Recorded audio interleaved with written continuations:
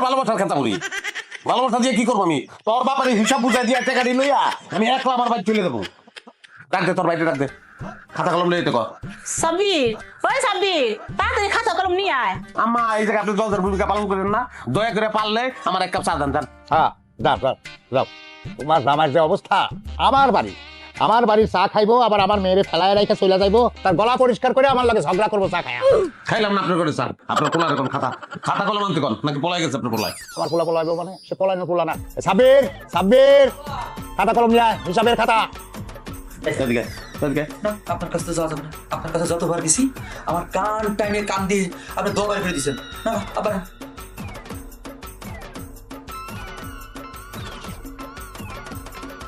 ওরে বাবা, এত বড় কি হিসাব আমি জানতাম। মনে হইতেছে উল্টা আমার কাছেই 5 লাখ টাকা পাইবা, এত বড় হিসাব। হিসাবের স্টাইল দেখে তো মনে হইতেছে শুধু টাকা পয়সা পাইবো না, আঙ্গো জায়গা জমি সবইও পাইবো। হিসাব ক্লিয়ার কাট, কোনো লুকা ছাপা নাই এর মধ্যে। বলো, আপনার মায়ের লোক আমি সংসার করতেছি 2 বছর, 2 বছর মানে 24 মাস। 24 মাসে থাকা এবং খাওয়া বাবদ আমি বেশি ধরে নিয়ে 10,000 করে ধরছি, 10 দিয়ে গুণ দিলে 2,40,000 টাকা। ঠিক আছে, দেখ ভালো করে দেখ, মিছা কইতাছি, দেখ মার্কেট করে দিছি 75,000 টাকা, অসুখ ছিল চিকিৎসা করাইছি 22,000 টাকা গেছে। 2 বছরে 3 দিন সিঙ্গারা খাইছি আমি, 30 টাকা গেছে। আঙ্গুর ফল খাইছি একদিন, 40 টাকা গেছে। কসমেটিক কিনে দিছি 1800 টাকা, অন্যান্য বিবিধ খরচ 9,300 টাকা। টোটাল যোগ করে দাঁড়াইছে গিয়া 3,48,170 টাকা। কত আবার বলো? 3,48,170। সি সি জামাই, 2 বছর 30 টাকা সিঙ্গারা খাওয়াইছো, হেডেও লিখে রাখছো? অবশ্যই লিখে রাখুন, কেন লিখে রাখুন না? কারণ এটা টাকা, এটা গাছের পাতা না। যদি শুয়ে শুয়ে আরাম করে চিন্তা করতে পারতাম, খরচা আরো বাড়তো। এক কাম করো জামাই, আমি উঠানে একটা পাড়ি বিছাই দিই, ওখানে শুয়ে থাকে 3 দিন একটা না হিসাব করে দেখো যে আমার মেয়ের পিছে আরো 2 টাকা খরচ করছে কিনা। সামনে তুমি থামো। হ্যাঁ চুপ থাকেন। তাইলে টোটাল দাঁড়াইলো 3,48,170 টাকা। আপনি আমারে দিয়েছেন 2 লাখ আমি মাইনাস করে দিলাম, তাইলে কত আসে?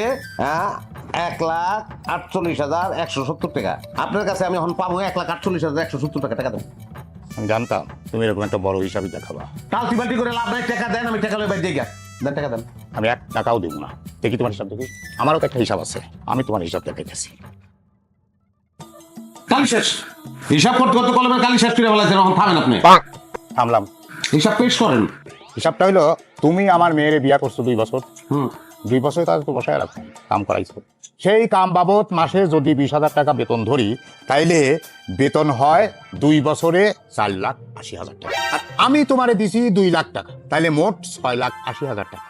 আর তার থেকে যদি তোমার এই 3,48,170 টাকা বাদ দেই, তাইলে আমি কিন্তু তোমার কাছে পাচ্ছি 3,31,830 টাকা। এই 3,31,830 টাকা তুমি আমারে দিয়া তারপরে এই বাড়ি থেকে যাইবা, নইলে এক পাও এখান থেকে যাইতে পারবা না। 500 টাকা প্লাস করেন। 500 টাকা প্লাস করুন। কোনার গা হোটেলে আইছি না, এই যে চা খাওয়াইতেছেন তার দাম 500 টাকা। দিই না, আমি অত ছোট লোক না। হ্যাঁ, যে 2 বছরে 3টা সিঙ্গারা খাওয়া, তার হিসাব দেখছো 30 টাকা। আবার 40 টাকা তুমি আঙ্গুর খাইছো, সেটাও দেখছো। আপনি তো কত বড় ছোট লোক বুঝা হয়ে গেছে, নিজের মাইয়ার কামের মাইয়ার পর্দায় নামাইছেন। হ্যাঁ, আর এই মিউচুয়াল বাচ্চারা তুমি 20,000 টাকা বেতন, কাম করানোর লিগা। ফিলিপাইনের মাইয়ার মুখ ফর্সা সুন্দর, ইংলিশে কথা কয়, ওরে 20,000 টাকা দিলে মানাইবো। তারপরে তুমি 20,000 টাকা।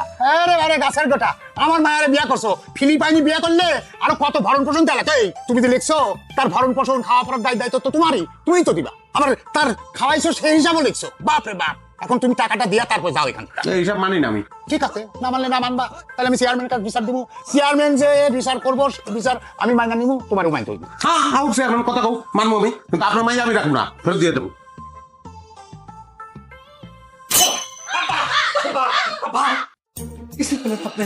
আপনি কেমন লেখা লিখলেন?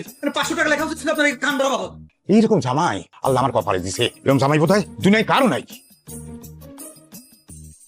শুনছি দুনিয়াতে পুরুষ মানুষের বলে টাকা একরায় ধরে, আর আমার একরায় ধরে মিউটে বাচ্চা। স্যার, শাশুড়ি আম্মা, শাশুড়ি আম্মা, আম্মা। কি হইছে? এত কুকুরের মতো ডাকতেছো কেন? ব্যাপারটা কি? ওর বাড়িতে যাইছি, এরকম বুঝতে পারতাম না। আমার পর থেকে 1 গ্লাস শরবত দূরের কথা, 1 গ্লাস পানিও কেউ অফার করলো না। আইসো তো আমার মেয়েটার ফেরত দেওয়ার লেগে, আবার জামার অধিকার ফলানোর জন্য গর্জন দাও। যেমন পারস টাকাটা আমার আদায় করে দেবে। 8 লাখ টাকা, 8 লাখ, বুঝছো? 8 লাখ শোন, দরকার আছে আমগুলিকা, টাকাটা দরকার আছে, লাগলে 4 লাখ তোর নামে ব্যাংকে ফিক্সড ডিপোজিট করে দেবো, ব্যাংকে 4 লাখ।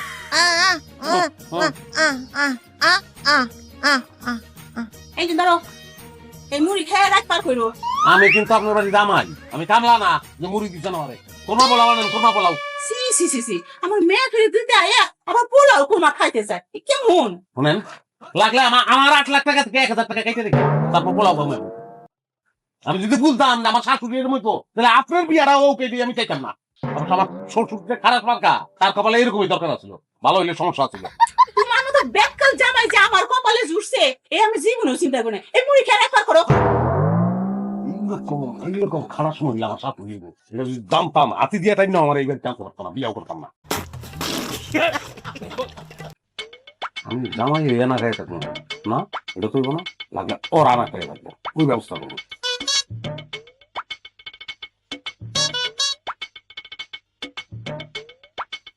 একলাই কেমন তারা আপনি খেতে পারবি না, হাওনা রাখতে তুলে মাংস খাবি, খাওয়াইতেছি মাংস।